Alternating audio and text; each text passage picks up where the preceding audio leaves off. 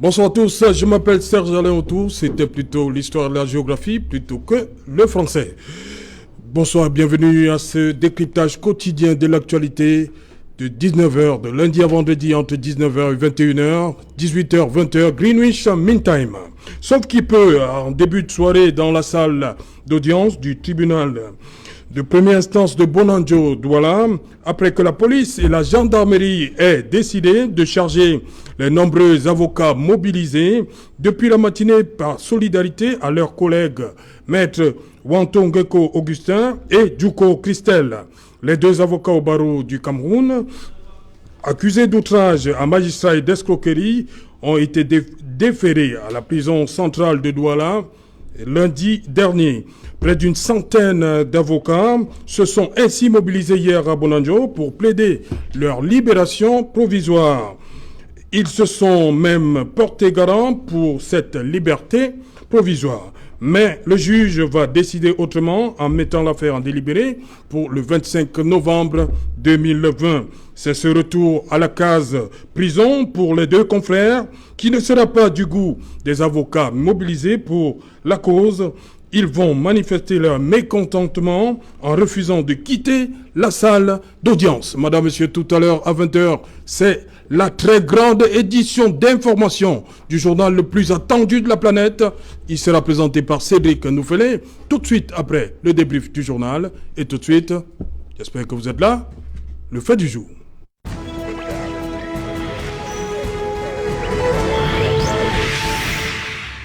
Violence sur avocat, comment comprendre? Pour tenter de répondre à cette question, nous avons invité, bien évidemment, en plateau, des avocats. Bonsoir, maître Achille Lodjo. Bonsoir, mon cher Frédéric. Bonsoir aux co-panélistes. Bonsoir à tous les fidèles de ce programme qui nous regardent actuellement.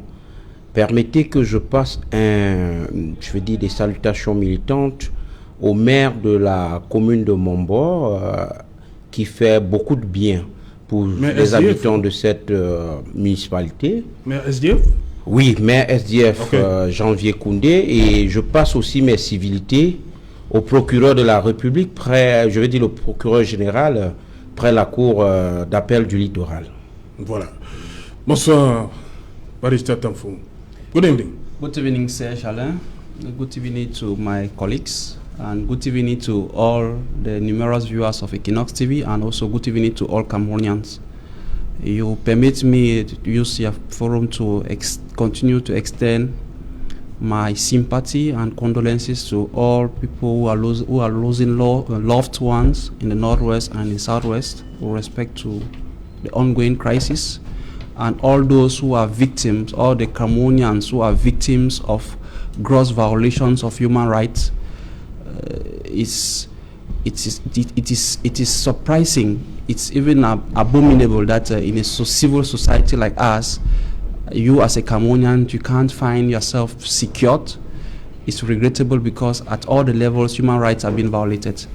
I use the forum to extend my sympathy. Ok. On va revenir. Hein? Je vous vois noir ce soir.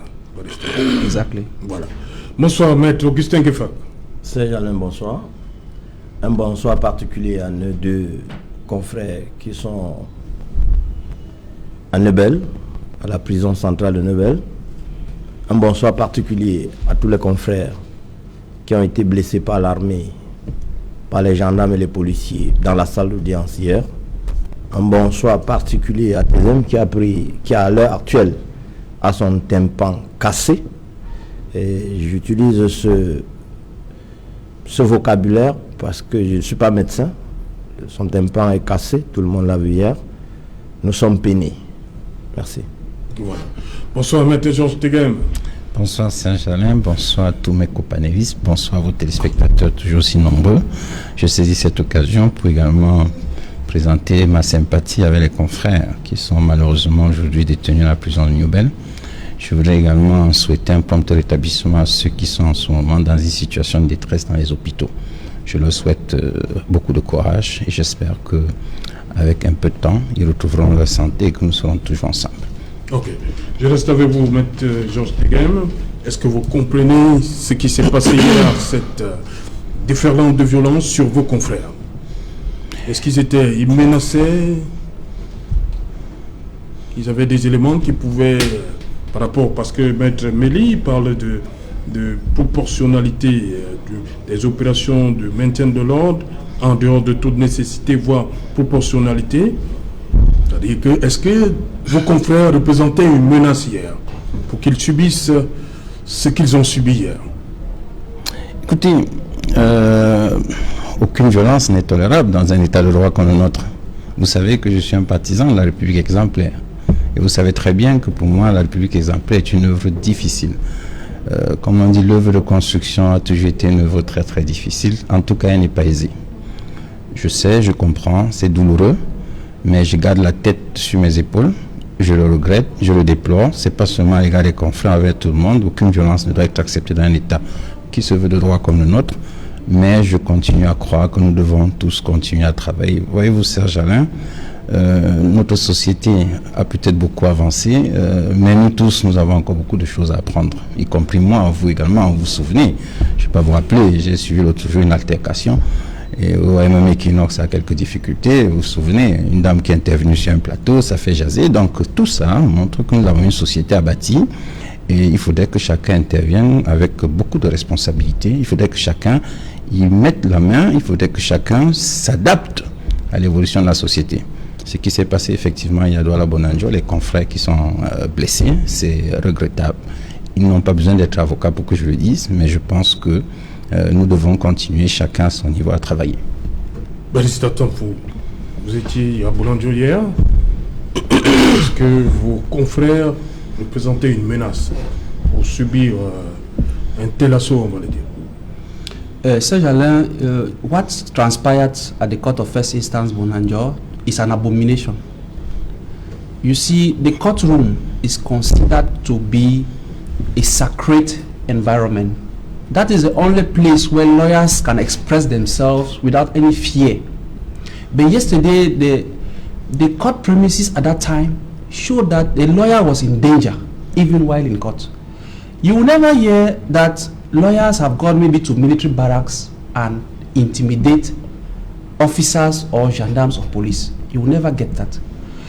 The court remains a sacred sanctuary for lawyers. That is where we can speak and argue whatever thing.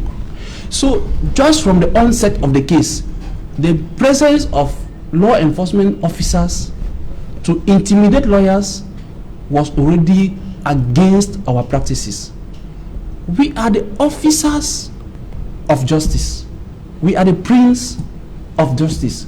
If we lawyers, we cannot express ourselves before the courts in all liberty, then where can we talk? Because we have seen images where lawyers go to police stations, they are assaulted, beaten, dragged to the mud. It is not today. We have continuously decrying incidents where lawyers are brutalized, be it at the police, on streets, even in the court. It all started, we saw serious images in 2016 where lawyers were beaten simply because they tried to air an opinion. So to me, it's unacceptable. There is no justification of what happened yesterday. Law enforcement officers have no right to access our sacred environment and brutalize lawyers, fire guns, tear gas lawyers, beat them. It's an abomination, and there is no proper qualifications to what happened yesterday. Okay, a lawyer is beaten, meaning that the common citizen finds himself that there is nobody who can secure him, because the lawyer is like a medical doctor. When you are sick, you have recourse to a medical doctor. If a citizen has legal issues with the judiciary, the only person he can confine to is a lawyer. Now you, the lawyer, you are being beaten and threatened even in your own court. So to me, it's an abomination. Voilà, Maître Achille Ledjo, d'abord pour vous, vous avez un sacré coup de gueule. Oui, c'est ce qui s'est passé. Justement, je pense qu'en prolégomène à mon propos tout à l'heure, quand j'adressais mes civilités au procureur général près la cour d'appel du littoral, donc on aurait cru que c'était de gaieté du cœur. Alors, comme l'a dit le précédent orateur, ce qui s'est passé hier, c'est une véritable abomination. Le tribunal, c'est un lieu sanctuarisé, c'est un lieu sacré. Et hier, ce lieu a été désacralisé. Et en 1942, en juillet 1942, il y avait un juif communiste, un résistant, le philosophe Valentin Feldman, qui, lors de son exécution, avait jeté ces mots. Au peloton d'exécution, je le cite, « Imbécile, c'est pour vous que je meurs. » Fin de citation. Alors, à ces magistrats, donneurs d'ordre pour venir jeter, tirer les bombes lacrymogènes sur les princes du palais, que sont les avocats, sur les défenseurs de la cause de la veuve, de l'orphelin, qui est l'avocat, à ces commandos de la police judiciaire du littoral, à ces commandos de la Légion de gendarmerie, de la 2e région de gendarmerie du littoral, alors je vous dis, imbécile, c'est pour vous que les avocats se battent. Alors, l'avocat ne se bat pas pour son propre chef. L'avocat se bat d'abord pour nous tous.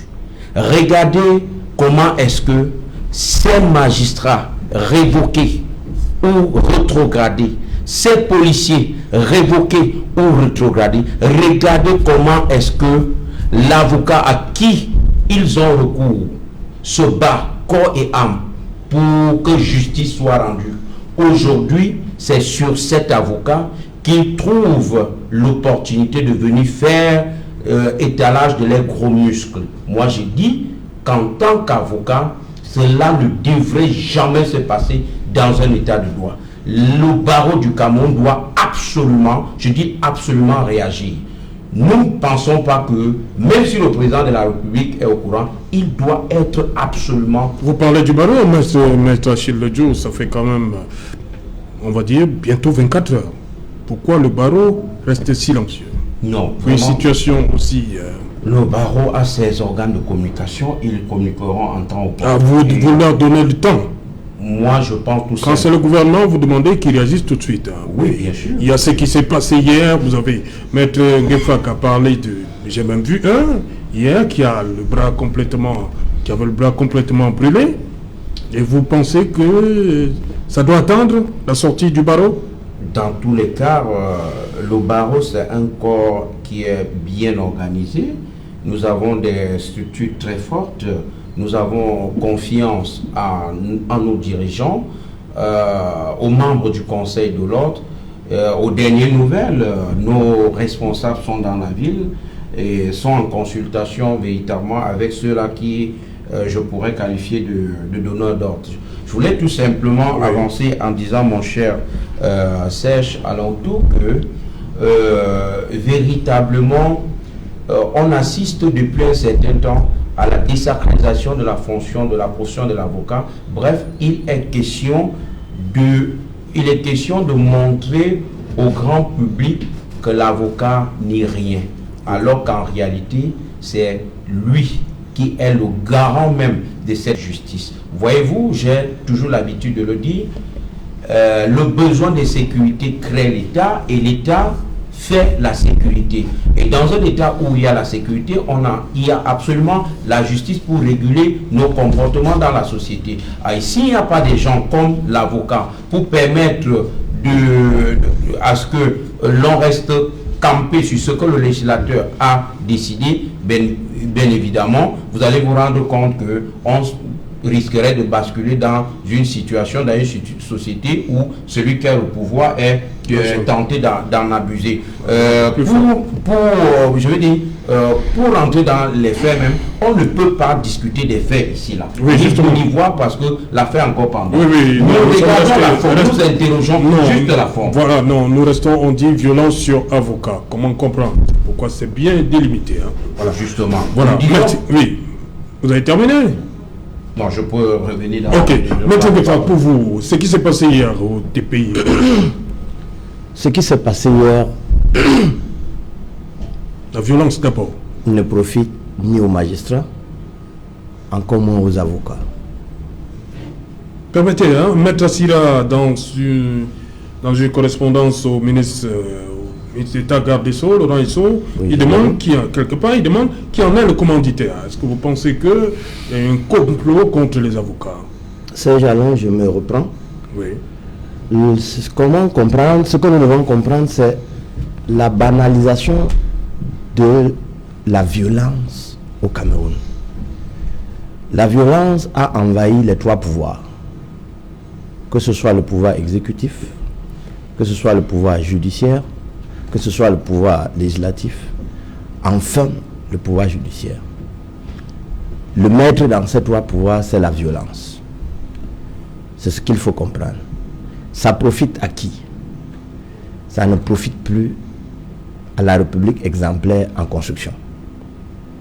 Ça nous empêche d'atteindre même la République normale que nous sommes à la lisière, parce que ne nous va même pas dans la médiocrité.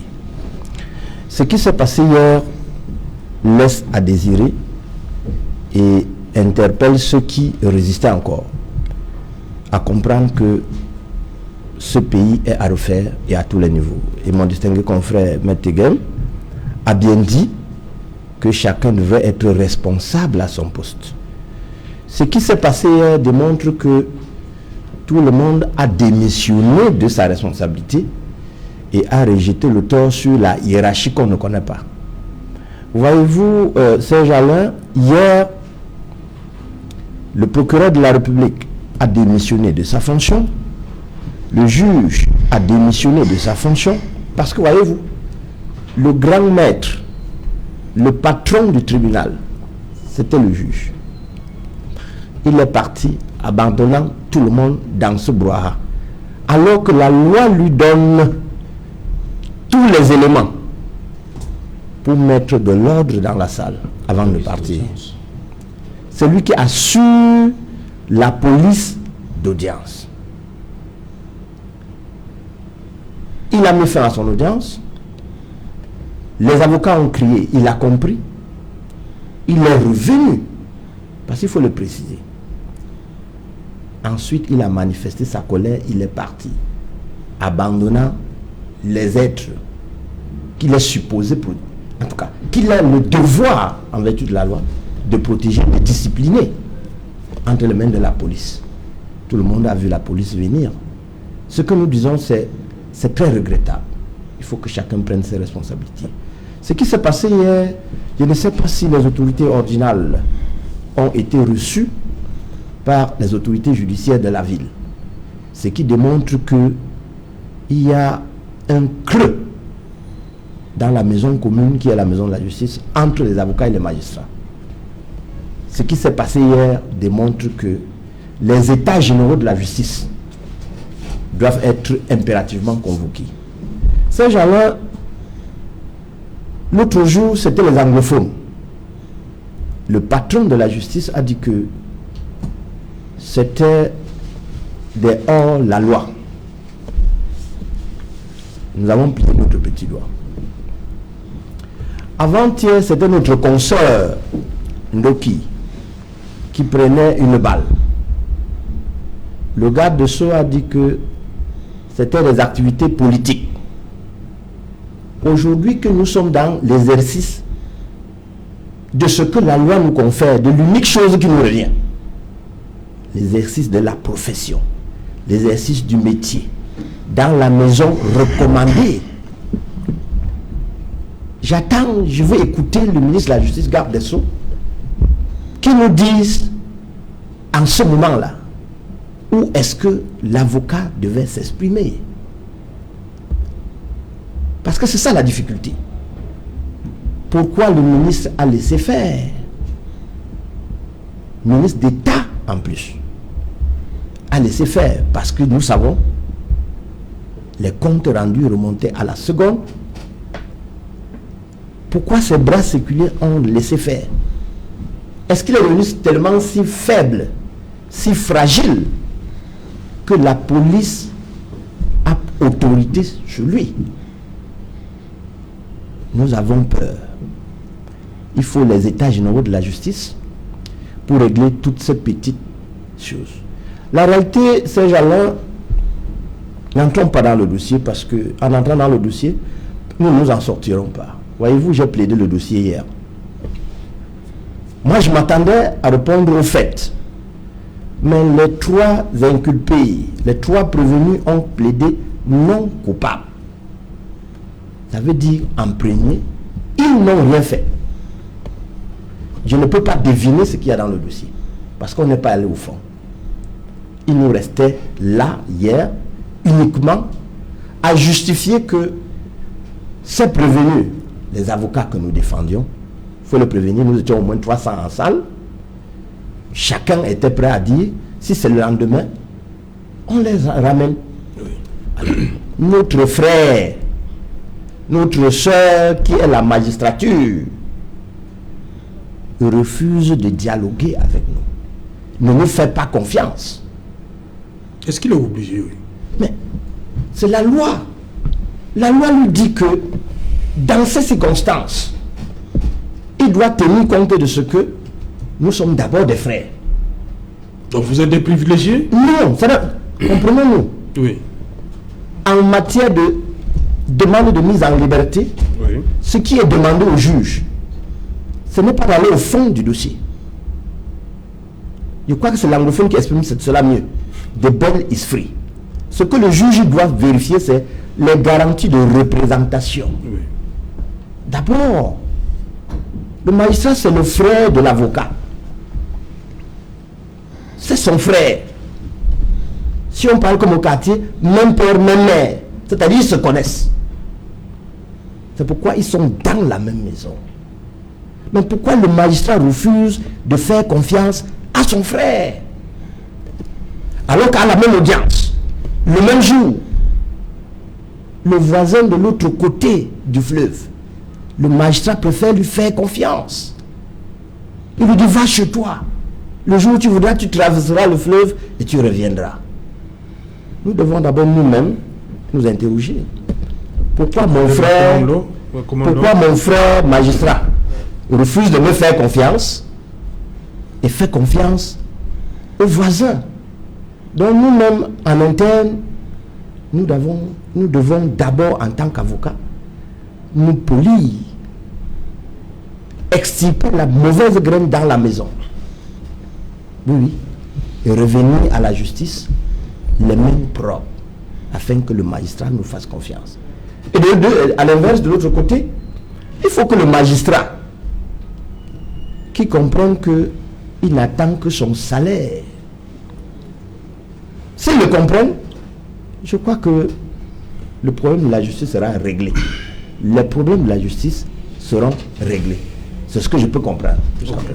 Maître Jorteghem, ce qui s'est passé hier, selon les écrits de nos confrères, les magistrats, les avocats ont dit qu'ils avaient présenté assez de garanties pour demander une liberté provisoire pour leurs confrères, mais le magistrat n'a pas accédé à cette demande. C'est ça qui a provoqué un peu leur refus de sortir de la salle d'audience. Écoutez, je ne veux pas trop rentrer dans le dossier. Je dois quand même indiquer que les confrères qui sont en situation en ce moment bénéficient de la présomption d'innocence. Ça, il faut le dire. Non, moi je parle de ceux qui sont venus, je ne parle pas des, présumés, quoi. Je veux déjà indiquer que ceux qui sont en détention bénéficient de la présomption d'innocence. Donc la culpabilité n'a pas été établie par une juridiction. Pour ceux qui sont venus, c'est une bonne chose qu'on soit venu assister les confrères en détresse. Ça montre qu'il y a l'esprit de corps, qu'il y a une volonté de solidarité. C'est bien au sein du barreau. Maintenant, nous sommes avocats, mais nous ne prenons pas les décisions de justice. Il faut le dire, c'est les magistrats qui décident. Bon, on a présenté une demande et c'est le magistrat qui apprécie notre demande. Il n'a pas dit qu'il ne libérait pas, mais il a dit qu'il met la fin à délibérer pour une date postérieure. Ce que moi, je peux regretter, c'est qu'il n'ait pas accédé tout de suite. Mais une fois que je regrette en tant qu'avocat, quand je garde la tête sur les épaules, je dis que dit la loi et je me tais. Je suis souvent embarrassé de le dire, mais parfois je suis un peu froid. Et puis c'est comme ça. la loi dit que vous présentez une demande, ce juge qui apprécie, c'est son impérium. Il apprécie la demande. Il n'a pas dit qu'il a rejeté. Il a dit, je vais apprécier vos demandes et je me prononcerai le 25. Donc, c'est ce qu'il a dit. Bien, ce qui est regrettable, c'est qu'il envoie, il laisse des confrères dans cette situation. C'est la détention, qui est une mesure absolument provisoire. Je pense que je vais encourager les confrères qui sont dans cette situation d'être patients, parce qu'on n'en meurt pas. Il y en a qui y sont. C'est vrai, pour des avocats, c'est pas là où ils doivent y être. Les avocats, en principe, bénéficient de toutes les garanties de représentation. Lorsque vous consultez même la loi, en principe, un avocat, puisque le principe c'est la liberté, un avocat qui est le défenseur de la liberté, qui est le défenseur de la veuve et de l'orphelin, ne doit même pas s'y retrouver. Moi, j'ai une pensée pour le confrère qui est président du Conseil constitutionnel. Je me demande comment il se sent. J'ai une pensée pour le ministre Moumo, le ministre Guy Moumo. Parce que voyez-vous, ce sont des avocats qui doivent bien se dire que c'est leur métier, c'est leur vie quotidienne. Aujourd'hui, ils ont le décret. Mais quand ils n'ont plus le décret, ils vont venir et on sera ensemble dans les salles d'audience. Il faudrait bien qu'ensemble, on continue à plaider le dossier. Qu'ensemble, on défende les libertés. Et pour défendre les libertés, on ne peut pas être en détention. On ne peut pas être en détention pour défendre les libertés. Il est normal que lorsque des avocats se présentent et sollicitent ne serait-ce que la mise en liberté sous garant, et qu'il y ait 300 garants dans la salle, que ce qui serait juste. Mais je dis encore une fois, ça c'est une posture d'avocat. C'est-à-dire que ce que je dis, je parle pour les confrères. Donc, mais il y a la loi, elle est dure, mais c'est la loi. La loi dit que c'est le magistrat qui décide. Et c'est lui qui décidera. Nous verrons le 25, c'est qui décidera. Je ne veux pas insulter l'avenir. Je veux croire que le 25 mettra ses confrères en liberté. J'ajoute que le texte prévoit également que le ministre de la Justice peut demander l'arrêt des poursuites. Avant le 25? Bien sûr qu'il peut le faire à tout moment, la procédure. C'est l'article 64 du Code de procédure pénale. Donc les solutions peuvent venir de tous les côtés. Nous souhaitons que les solutions viennent, que nos confrères soient libérés le plus tôt possible. Okay. C'est notre vœu le plus cher, c'est le vœu de l'avocat que je suis, que les confrères soient en liberté, que nous puissions ensemble vaquer à nos occupations. Voyez-vous, je ne vais pas être aussi péremptoire que les autres, parce que déjà, moi, j'ai la peine à comprendre que M. le procureur général soit indexé dans ce cas. Je ne comprends pas pourquoi. Ce sont les magistrats qui sont le plus visés par la situation. Je ne comprends pas parce que moi, je pense que les confrères, au moment où les faits se sont déroulés, sont entre les mains de l'administration pénitentiaire. Parce que le mandat de détention provisoire, dit la loi, c'est l'ordre donné au régisseur de recevoir un détenu, un accusé, enfin, un accusé, un prévenu, un inculpé. Ou alors, en cas de crime ou délit flagrant. Donc, après l'audience, quand l'audience est terminée, c'est à lui d'assurer la sécurité des personnes qu'il a en tant que détenteur de ce mandat, de l'ordre reçu. Donc moi, je pense que c'est de ce côté peut-être qu'il faut chercher à voir si c'est lui qui a obtenu l'ordre d'exercer les mesures que nous regrettons. Et je dis encore une fois ces mesures exercées, nous les regrettons et nous pensons que ceux qui ont exercé ces mesures de violence à l'égard des confrères, comme à l'égard de n'importe quel citoyen, se sont trompés les destinataires, se sont trompés les républiques. C'est pas ce que le président de la République attend en ce moment. Lui, il veut une démocratie apaisée, il veut une république. Il va les sanctionner, non? Écoutez, il ne m'appartient pas de dire à sa place, il va sanctionner, c'est lui qui prend la décision, c'est pas moi. Et s'il prend des décisions, on avisera et puis on sera au courant. Et je veux dire aussi une chose, c'est que lorsqu'une mesure disciplinaire est parfois engagée contre les personnes qui sont dans ces situations, c'est pas souvent mis à la disposition du public. Oui. Les gens souffrent parfois dans leur vie. Et s'agissant justement de ce dossier, moi j'ai une pensée pour toutes les personnes qui interviennent. Je sais qu'il y en a qui souffrent là. Ils souffrent dans leur vie professionnelle parce qu'ils ont des rapports qui arrivent toutes les minutes. Il faut faire un rapport circonstancié sur ce qui s'est passé. Et je pense également à ces personnes qui sont en situation de détresse. Donc, ceci étant dit, surtout, je dois vous dire une chose. C'est une situation très embarrassante. Okay. Je souhaite vraiment que les confrères retrouvent leur liberté pour que la sérénité revienne autour de la justice, pour qu'on ne se regarde pas en chien de faïence, que l'on soit ensemble, qu'on continue à travailler pour le plus grand bien des justiciables, de nos clients, si vous voulez, des usagers de la justice. Et les usagers de la justice également, les avocats, les défendre, y compris ceux de l'administration pénitentiaire, ceux, les OPJ, les magistrats et tout le monde. Dès que chacun en détresse, je pense que le premier réflexe, c'est de faire recours à l'avocat. Parce que c'est lui qui sait comment il peut initier une procédure, c'est lui qui peut vous conseiller, puisque très souvent, quand vous êtes dans une situation, la passion vous empêche parfois de voir les choses avec un peu de lucidité. Et je dis bien, suivez mon regard, les états de passion parfois conduisent à des comportements qui peuvent être regrettables. Voilà. Barista Tampou, Maître Téga m'a parlé de près de 300 garants hier. Je sais que vous faisiez partie. Est-ce que vous êtes un peu déçu, hein? On reconnaît tous que c'est le juge qui a le dernier mot. Vous êtes un peu déçu malgré tout ce que vous avez présenté comme garantie? Yes, Serge Alain, the Criminal Procedure Code was voted into law in 2005, and I think it was out of recurrent violations of citizens' rights that code was implemented. That code was removing us from an accusatorial system to an inquisitorial system, meaning that you are presumed innocent until proven guilty. That is, the principle is liberty, and your detention is the exception. So when lawyers are before, or when you have a case and you are to apply the Criminal Procedure Code, your application for bail should not be seen as if you were already guilty.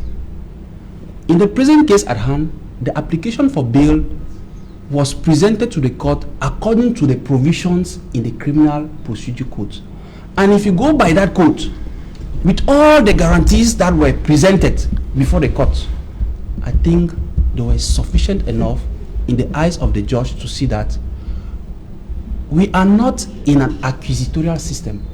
We are not there to restrict liberties, because the lawyers, the lawyers who were in the box, we presented all guarantees, even went as far as providing the moral state of the accused. Do you know that among those accused, there is a nursing mother whose child is just 10 years old? So all 10 months old. So all those parameters, morally, socially, tied with the principles of the law, it would have been justice if bail was granted, because it is of right. It shouldn't be, you should deprive somebody of his liberty when there are no other circumstances, or when he has committed a very serious crime. These people are prosecuted for felonies, so they benefit from that right. So there was no need. We are not, it's not because lawyers are concerned today that they should think that they are above the law. No, that is not Justement, ça, la question qui revient, c'est est-ce que vous êtes above the law? No, vous êtes au-dessus de la loi? that is not what should be perceived. What should be perceived is that lawyers were in the dock, and according to the Criminal Procedure Code, they benefited from provisions in the Criminal Procedure Code. I think it's the poor application of the Criminal Procedure Code, or we are going far back from the objectives of the Criminal Procedure Code, because in the common law system, you understand that a person is presumed innocent until proven guilty, and bail stands as a right, not the contrary. So if we had gone by those principles, then it was but normal that colleagues should be on bail, because at any time that the justice system wants them, they will have been present. So there was no need to continue to keep them for several days, seeing even their status as lawyer. How do you think that those lawyers, when they come out from prison, how are they going to stand before the court and talk or defend other people?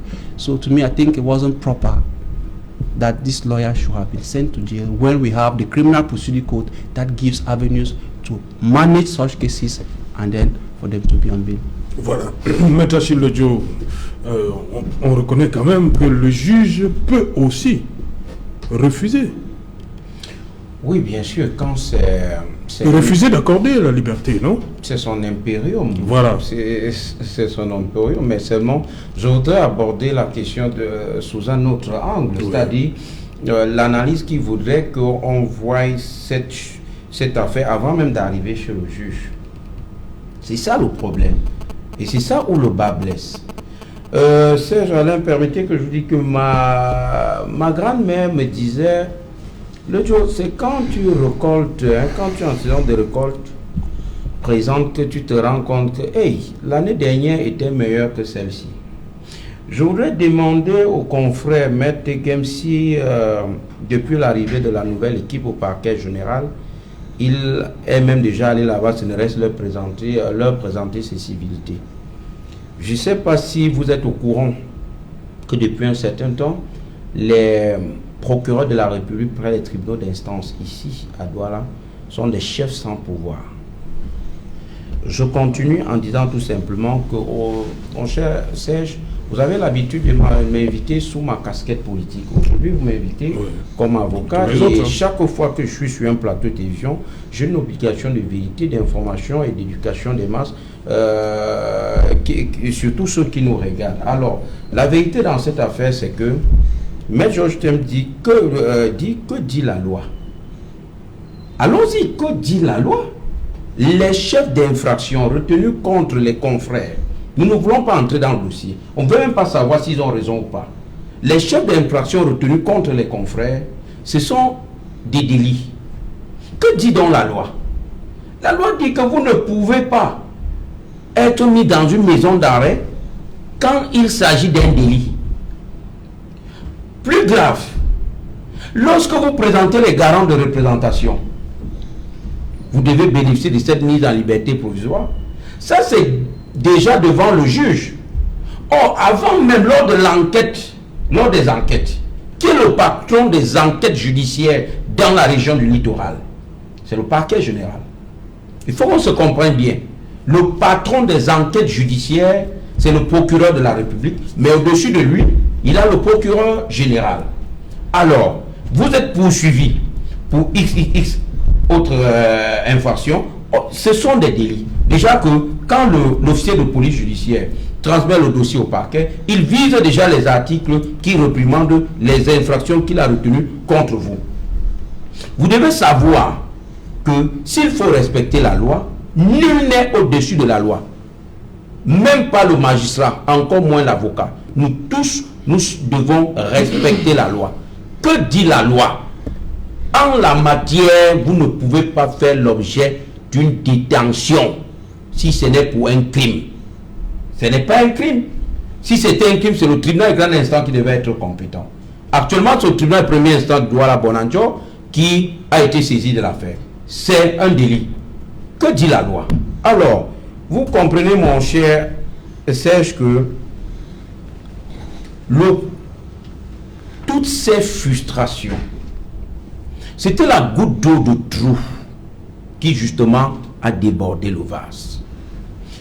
Dans les unités de gendarmerie, quand vous partez assister un client et la loi est claire, vous l'assistez, c'est-à-dire vous vous assurez que ses droits sont respectés. Lorsque vous vous rendez compte que ces droits ne sont pas respectés et que vous dites à l'enquêteur, s'il vous plaît, là, c'est fini. Vous pouvez sortir de là avec vos habits ou alors votre travail à main. Ça s'est passé. Le barreau a saisi la chancellerie. Des instructions ont été données aux chefs d'unité de police et de gendarmerie de permettre aux avocats de mieux assister leurs clients dans des conditions acceptables et dans le cadre légal prévu en la matière. Mais on se rend compte que chaque jour, les avocats sont brimandés, violentés, et ça, on ne peut pas laisser passer.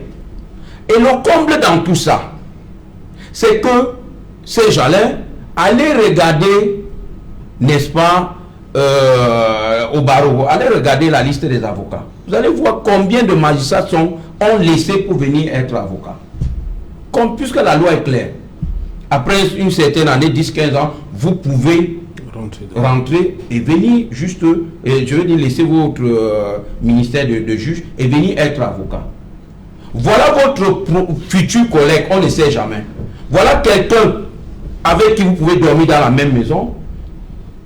Vous donnez aujourd'hui les autres de leur jeter les bombes lacrymogènes. Est-ce que vous savez que les bombes, tellement les gars étaient ils tiraient dans tous les sens, que parce que nos robes, elles ont les grands manches là. Est-ce que vous savez que les bombes, une est entrée dans la robe du confrère dont la main est totalement desquamée, là, dépotée. Et l'autre actuellement, le confrère né maître Ngefak, a si bien fait de le marteler. Le tympan est perforé les deux. Il y a les images de l'oreille.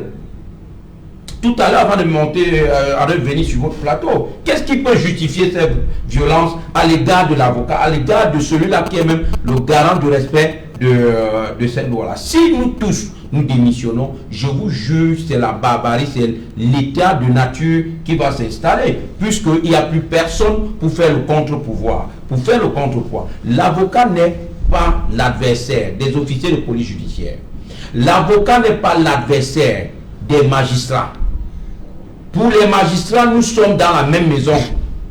Est-ce que vous avez déjà entendu séparer RIX avec les huissiers, avec les notaires?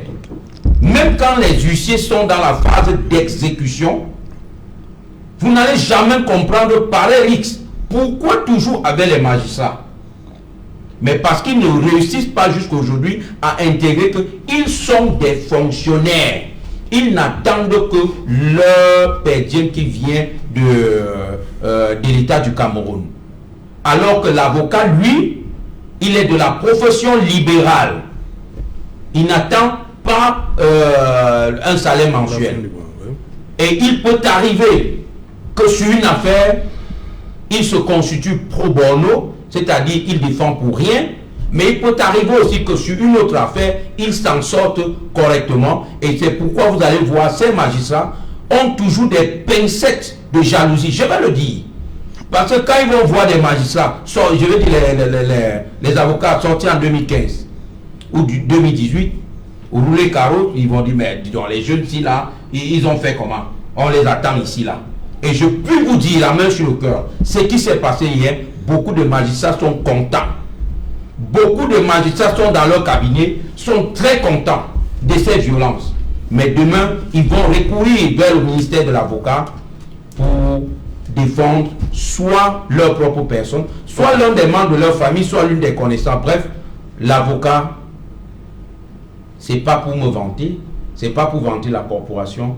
L'avocat, c'est un prince du palais. Vous allez partir, le prince doit rester. Vous allez être affecté, le prince doit rester. Vous allez aller en retraite, le prince doit rester. Il faut que cela soit clair. Maître Tegem, réagir. La suite. Non, écoutez, il m'a demandé, il m'a posé deux questions, je pense. Oui. Il a demandé si je suis au courant. Tu vous êtes déjà allé rencontrer S'il est seulement allé présenter ses civilités au parquet, je parle. Pour question de changer le comportement qu'il affiche vis-à-vis de l'avocat qui entre seulement. Mais c'est pas ici qu'il faut venir dire certaines choses. Je vous avoue, je ne m'y suis pas encore rendu. Et la réalité, c'est que j'ai même tenté de le rencontrer une fois. On m'a dit que c'était tellement facile si je venais à 11h. Et qu'il recevait entre 11h et 12h. On ne vous a pas dit qu'il ne reçoit pas, M. Tegem. Non, on m'a dit qu'il... pas nos propos. Je dis bien, on m'a dit que c'était tellement facile de rencontrer. Je ne l'ai pas fait. À partir de 11h. On m'a dit de venir à partir de 11h, entre 11h et 12h. C'est ce qui m'a été dit. Il faut vous répondre. Il a déjà eu à essuyer les sueurs de ce que je veux dire. Enfin, si vous me posez la question à moi, je vous réponds par rapport à ce qui m'a été dit, moi. Il y a des cas. Ben, maintenant, je dis exactement ce qui m'a été dit. Et vous avez dit tout à l'heure que les procureurs n'ont pas de pouvoir. Je ne comprends pas. Parce que moi, je pense que ce sont eux qui ont mis sous mandat de détention. Et deux, cet après-midi... naïf, monsieur, mon cher. Ne jouez pas au naïf. Cet après-midi, j'étais dans une unité. On m'a dit effectivement que les procureurs ont maintenant même plus de pouvoir qu'avant. Ah bon. Mais c'est ce qui m'a été rapporté. Moi, je vais vous dire, je ne suis pas en bagarre. On vous rapporte seulement, hein, nous vivons les faits. Moi, je ne suis pas en bagarre. J'étais dans une unité. C'est un officier de police judiciaire qui m'a dit qu'actuellement, les magistrats du parquet ont des pouvoirs dans la ville de Douala. Et ils m'ont même dit qu'avant, ce n'était pas ainsi. Enfin, celui qui me l'a dit m'a dit qu'avant, ce n'était pas ainsi. Bien maintenant, je vais vous dire une chose. Je ne suis pas en bagarre et je ne suis pas en train de vouloir disculper qui que ce soit. Je vous ai dit, et je maintiens à haute et intelligible voix, je suis moins péremptoire que vous. 1. Les violences au Cameroun, c'est prohibé par les textes de loi. 2. il n'y a pas de raison objective qu'un avocat soit en détention dans une unité. Parce que pour moi, un avocat a une résidence connue, il a les facilités de représentation, il a des confrères qui peuvent le représenter, il a un minimum de garantie qu'il offre. Parce qu'en réalité, la détention est une mesure qui est prise pour des raisons bien précises compte tenu des dispositions des articles, je crois, 218 et 219 du Code de procédure pénale. Et bien que j'ai fini de le dire, j'insiste dessus, c'est le texte de loi qui le dit, mais il y a quelqu'un qui prend la décision. Et c'est son impérium. Excusez-moi. C'est avant d'arriver devant le juge. Excusez-moi. Excusez-moi. Je dis sur la décision de mise en liberté. Il y a quelqu'un qui prend la décision.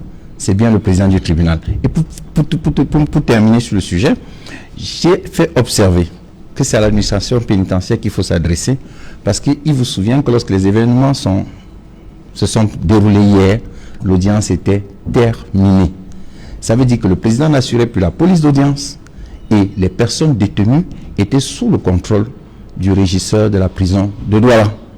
C'est pourquoi moi j'ai pensé que ni le magistrat qui présidait l'audience, ni le procureur qui n'était pas celui qui avait reçu l'ordre de recevoir les détenus, n'est responsable de ce qui s'est produit là-bas. Ça, c'est ma compréhension. Ok. D'abord, Barista Tamfou. Oui, je vais... Ouais. Mais vous, bon, allez-y donc d'abord, maître. Allez-y donc. Oui.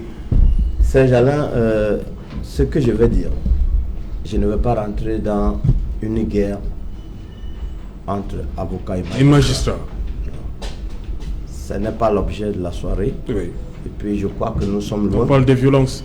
Nous sommes loin d'épuiser ce vieux contentieux. Ce que je vais dire, c'est que ce que le magistrat a fait, la loi lui donne les pleins pouvoirs pour le faire. Ce pouvoir est scindé en deux. Ce pouvoir est scindé en deux. Il y a la loi et sa conscience. Il a utilisé la loi, il a mis l'affaire en délibéré. Ce que nous n'avons pas pu gagner chez lui en tant qu'avocat, nous n'avons pas pu manipuler sa conscience. La loi lui donnait 15 jours. Nous n'avons pas pu gagner 2 jours, ni 3, ni 4, ni 5. Il a utilisé le maximum. C'est-à-dire, si la loi avait dit 20 jours, il aurait dit dans 20 jours. Moi, je suis un peu de la vieille école. Et j'ai lu un philosophe qui a utilisé Pangloss pour faire passer un message.